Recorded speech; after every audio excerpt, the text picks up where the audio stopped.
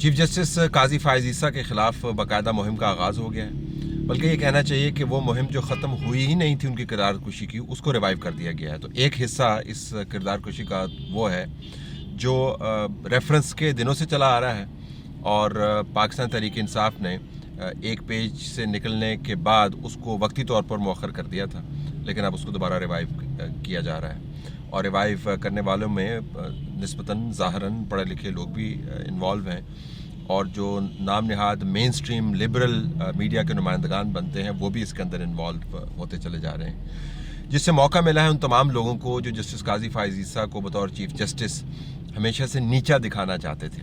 اس کے اندر وہ جسٹس صاحبان بھی انوالو ہیں جنہوں نے حالیہ استعفے دیے، اور جو پہلے اپنے ٹینیور پورے کر کے جتنی انہوں نے عزت کمانی تھی وہ کماتے ہوئے اپنی آنکھوں کے سامنے اپنے بتوں کو ٹوٹتے ہوئے دیکھتے رہے ہیں، اور اب غصہ اپنا جسٹس قاضی فائز عیسیٰ کے اوپر نکال رہے ہیں۔ جسٹس قاضی فائز عیسیٰ کو کسی ڈیفینڈر کی ضرورت نہیں ہے، اور نہ ہی میرا مقصد کسی جج کو ڈیفینڈ کرنا ہے، لیکن ایک جانتے بوجھتے ہوئے جھوٹی مہم جوئی کو ڈاکومنٹ کرتے ہوئے بھی اگر ہم اس کے اوپر کومنٹ نہ کر پائیں تو وہ بھی میرے خیال میں بددیانتی ہوگی۔ ایک تو یہ یاد رکھیں کہ یہ جو مہم جوئی ہے ان کو گرانے کی، نیچا دکھانے کی، اب اس کو مزید پہیے لگیں گے، کیونکہ اس کے اندر سپریم کورٹ کے جج صاحبان کے اپنے ڈائنامکس انوالوڈ ہیں۔ ان کو نظر آ رہا ہے کہ اگر اس چیف جسٹس کے بارے میں ہم تمام باتیں پرانے الزامات کو دہرائیں گے نئے تڑکے کے ساتھ کہ جی سیاسی طور پہ موٹیویٹڈ ہے، اسٹیبلشمنٹ کا پٹھو بن گیا ہے، دیکھیں نا جی اسٹیبلشمنٹ کے کہنے پر اس نے وہی کام کیا جن پرانے ججز کے اوپر ہم الزام لگاتے ہیں، تو اس میں اور ہم میں جو تفریق تھی وہ ختم ہو جائے گی۔ جب اس میں اور ہم میں تفریق ختم ہو جائے گی تو ہم پر تنقید بھی ختم ہو جائے گی، اور ہمیں جو تکلیف ہے وہ بھی ختم ہو جائے گی۔ تو یہ ایکویشن ذہن میں رکھیے گا کہ قاضی فائز عیسیٰ کو ٹارگٹ بنا کر ایک تو ڈسٹریکشن کریٹ کرنی ہے، اور دوسرا یہ کہ اپنا آپ بچانے کی ایک کوشش ہے کہ جی اس تھیلی میں سارے ایک ہی قسم کے چٹے بٹے ہیں، اس حمام میں سبھی کی کیفیت ایک ہی جیسی ہے، کسی کا سطر باقی نہیں رہا، اور یہ بھی بنتے یہ تھے، اور دیکھیں انہوں نے آخر میں آ کے کیا کیا۔ تو ایک تو یہ ویسٹڈ انٹرسٹ ہے، دوسرا ویسٹڈ انٹرسٹ ان لوگوں کا ہے جس کے بارے میں نے پچھلے ویلاگ میں ذکر کیا، وہ لوگ جن کو بڑا شوق ہے اپنے آپ کو متوازن دکھانے کا اور اصول پرستی کے اس معیار پر فائز کرنے کا جس پر ان کی اپنی صحافت اگر پرکھی جائے تو میرے خیال میں اس کو 100 میں سے 33 نمبر بھی بڑی مشکل سے ملیں۔ تو ان کو اب یہ شوق سمایا ہوا ہے کہ کسی طریقے سے وہ ثابت کریں کہ وہ کتنے زبردست متوازن قسم کے صحافی اور تجزیہ نگار ہیں، اور انہوں نے ہر حال میں اس شخص کو اٹیک کر کے جس کو ہم بہت اہمیت دیتے ہیں بطور جج، بطور ایک ایسے شخص کے جس کا ہر حوالہ قانون کے ساتھ جڑا ہوا ہوتا ہے، آپ اسے ایگری کریں نہ کریں وہ ایک علیحدہ بات ہے، اس کو اگر ہم تنقید کا نشانہ بنا سکتے ہیں تو پھر لوگ ہمیں بتائیں گے جی واہ واہ آپ کی بات کیا ہے جی، دیکھیں آپ نے تو کسی کو بھی نہیں چھوڑا۔ تو یہ کسی کو نہ چھوڑنے والا جو کراؤڈ ہے وہ بھی اس کے اندر انوالو ہوا ہے۔ میں آپ کے سامنے اور ایک تیسرا کراؤڈ بھی ہے جس کے اوپر میں آؤں گا، ڈان کی ایک خبر رکھنا چاہتا ہوں، عامر وسیم نے اس کو پبلش کیا تھا، اپریل 28 2017 کی یہ خبر ہے، اور آپ کو حیران کن یہ ہیڈ لائن لگے گی۔ اب 2017 میں حکومت کس کی تھی وہ بھی آپ سرچ کر کے دیکھ لیں، 2017 میں چیف الیکشن کمشنر کون تھا، چیف الیکشن کمیشن کی کمپوزیشن کیا تھی وہ بھی آپ سرچ کر کے دیکھ لیں، 2017 کے اندر چیف جسٹس کون تھا وہ بھی آپ سرچ کر کے دیکھ لیں، اور خبر کیا ہے؟ خبر یہ ہے کہ الیکشن کمیشن پاکستان نے پاکستان تحریک انصاف سے اس کا الیکشن سمبل بیٹ لے لیا، اور اس کا اگر آپ انٹرو پڑھیں گے تو اس کے اندر لکھا ہوا ہے کہ الیکشن کمیشن پاکستان نے چاروں صوبوں کو تحریری انسٹرکشنز جاری کی ہیں کہ تحریک انصاف کو بلہ آپ نے نہیں دینا کسی بھی بائی الیکشن کے اندر۔ کیوں نہیں دینا؟ ریزننگ بڑی سمپل ہے، because of its failure to hold intra party elections. 2017 میں جو پاکستان تحریک انصاف کے ساتھ ہوا وہ مختلف سال گزرنے کے بعد